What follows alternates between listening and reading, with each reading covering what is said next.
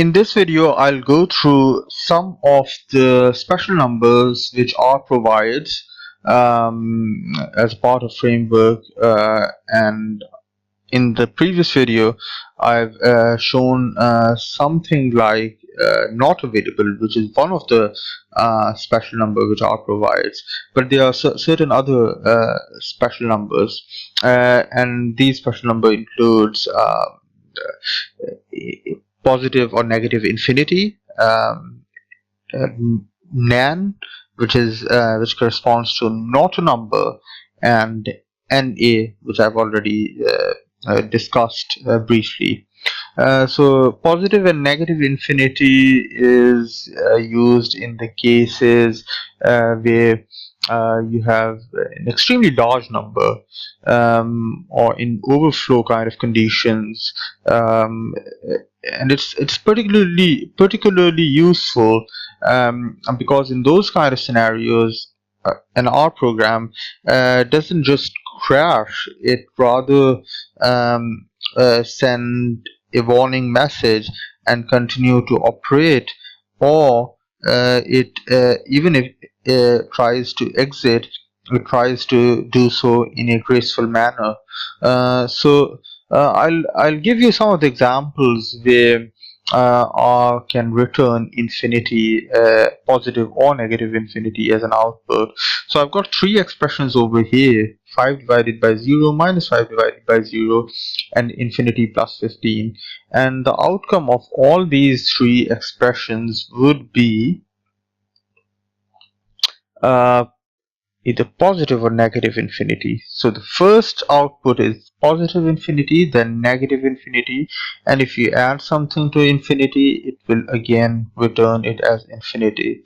And you can see that none of these calculations made a great deal of sense, but it didn't crash at any of the statements. It didn't send any error. It just handles the situation in a rather graceful manner and returns positive or negative infinity, which is one of the special numbers.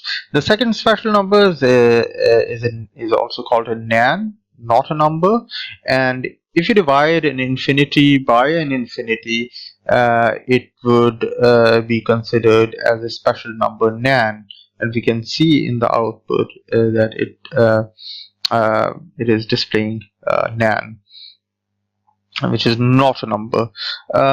We can have missing values. If you add something to missing values, it will be a missing value as a result. I've discussed that at length in the previous video.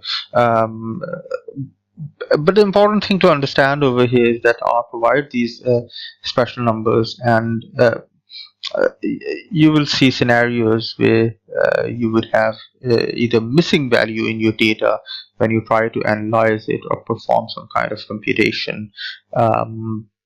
So that is pretty much it.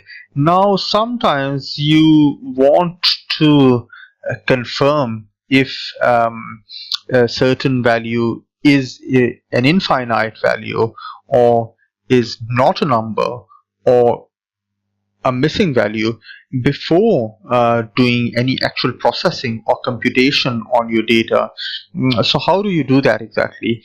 Now, the answer to this question is that R provides some of the functions which you can run before doing the actual computation. So for example, you want to confirm, you want to do some addition operation on a value, but you want to confirm if that value is an infinite value or a finite value, and based on the result of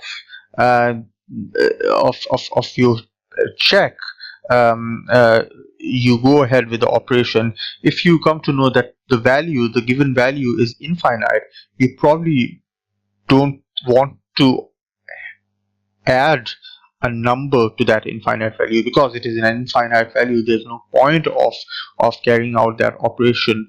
Similarly, if sometimes you want to first of all check if a given value is a missing value, or not. And if you find that it is indeed a missing value, you probably won't be interested in executing this sort of operation on a missing value at all.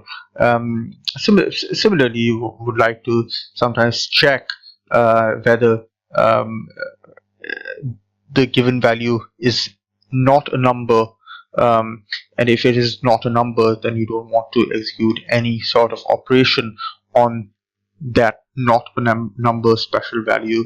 So for that, R provides certain functions. Now I've written some of the functions just to save a bit of time. So there are functions like is.finite and is.infinite, and that tells you whether the given value is a finite value or an infinite value, or the result of an operation would be finite or infinite. And if it is, let's say, infinite, you don't want to carry on processing or carry on with a specific further operation. So let me just quickly go through and run these functions just to demonstrate how they work. And you can see that is.finite function returns in a false because 5 divided by 0 is infinite, and that's why the next function returns a true. Now we know that is.Nan should return us a true value. Oops. Okay, so let me just select this, and if I run just this statement, it should hopefully be returning us a true, and we can see that it has returned us true. Okay, something is going wrong, because we know that infinite divided by infinite is not a number. Let me just control the console. Okay. Now is.NA should, I'm just not selecting it properly. Is.NA, this function should result in a true, for very obvious reasons. I'll just execute the statement and we can see that this has. So in this manner we can check for finite or infinite or not a number or not available values using these 4 functions. And now just a small point before I conclude this video. We have already seen these 2 functions, is.NA and is.NAN, and you can say that NA is kind of a superset of NAN. So what it means is that if a value is not a number, then that means that it is also be checked using is.NA function. So if I run this line of code, it should return true. So that means that if a value is not a number, that would mean automatically that it's a missing value. But the converse is not true. So if a value is a missing value, then that doesn't mean it's not a number. It just means that it's a missing value.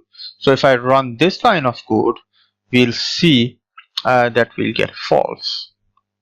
So there's a small sort of indication towards how NA and NAN relate to each other.